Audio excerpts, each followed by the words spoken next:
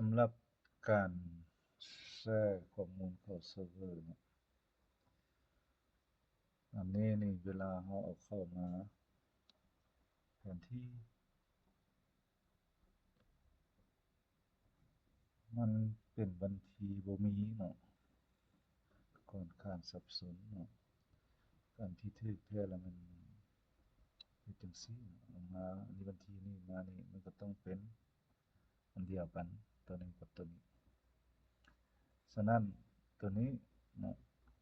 ก่อนสิ EAP ตัวนี้ก่อนสิแชร์เซิร์ฟเวอร์จะต้องมา export data นี่ฟีเจอร์นี่ก่อนเนาะเพื่อว่า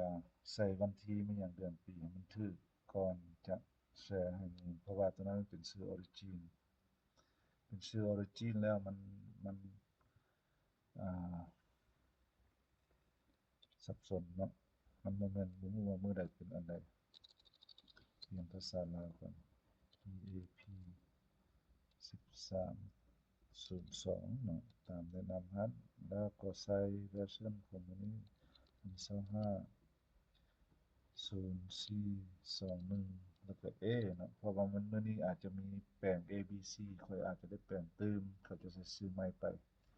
ABC แล้วอันนี้มันบัญชีตามนั้นเนาะโอเคมันจึงจะมาตัวนี้อันนี้เนาะอันนี้ตัวอย่าง1304ก็แชร์บัดนี้แชร์เป็นแพ็กเกจเนาะแชร์ sharing เป็นแพ็กเกจเนาะคือกันกับตัวอยู่เทิงนี่เนาะ data sharing คือกันอันเดียวกันเห็นบ่ชื่อมันมาเอาโตเลยบ่ต้องได้เฮ็ดหยังอยู่หม้องนี้บ่ต้องเปลี่ยนหยังมีแต่มาเลือกเอา organization กับ supervisor นี่แล้วก็ pack เนาะอันนี้แม่นการใส่ชื่อให้ถูกต้องเนาะชื่อไฟล์เพื่อจะบ่ได้สับสนในเวลาเราเอิ้นเข้าไปหลายๆอันบัดเดียวคือตัวอย่างเพื่อเอาเข้าไปกวดเราเฮ็ดจังซี่เนาะเพื่อเอาเข้าไปกวดแล้วมันจะมาแบบใดให้เราเห็นจึ๊บเห็นบ่อันนี้ finance แล้วบ่ฮู้ตัวใดเป็นอันนั้นเนาะคันเฮ็ดบัญชีบ่ถูกฉะนั้นจึงเสนอให้เฮ็ดบัญชีให้มันถูกต้องอืมกรุณาปฏิบัติตามการแนะนำด้วยเพื่อจะ